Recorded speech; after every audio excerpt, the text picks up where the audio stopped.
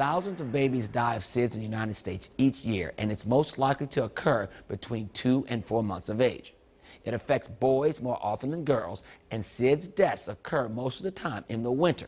Here are some general risk factors for SIDS.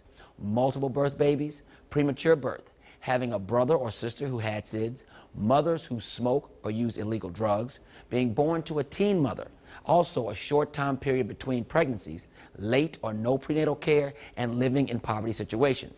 And here are a few guidelines that every family should follow in regards to SIDS. Number one, always put a baby to sleep on its back. This includes the naps. Do not ever put a baby to sleep on its stomach. Side sleeping is unstable and, in my opinion, should also be avoided. Also, put babies only to sleep in a crib.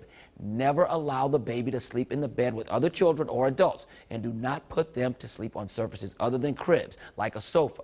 Let babies sleep in the same room, but not the same bed as the parents. And if possible, baby's crib should be placed in the parent's bedroom to allow for more nighttime feeding. Avoid soft bedding materials. Babies should be placed on a firm, tight-fitting crib mattress with no comforter. Use a light sheet to cover the baby, and don't use pillows, comforters, or quilts. Make sure the room temperature is not too hot.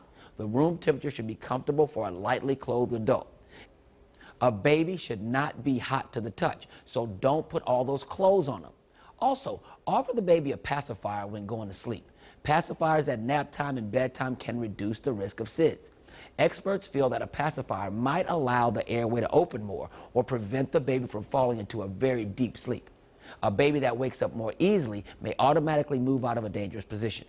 If the baby is breastfeeding, it's best to wait until 1 month before offering a pacifier so that it doesn't interfere with breastfeeding. Look, also, don't force a baby to use a pacifier. In your baby's room, keep a smoke-free environment. Never ever smoke around a baby. I cannot stress that enough. And try to breastfeed your baby, because breastfeeding reduces some upper respiratory infections that may influence the development of SIDS. Parents who have lost a child to SIDS also need emotional support. Because no cause is found for the infant's death, many parents have guilty feelings, and these feelings may be aggravated by investigations of police or others who, by law, must determine the cause of death. A member of the local chapter of the National Foundation for Sudden Infant Death Syndrome may assist with the counseling and reassurance to parents and family members. Please follow all these guidelines I gave you today so you won't ever have to deal with this terrible syndrome.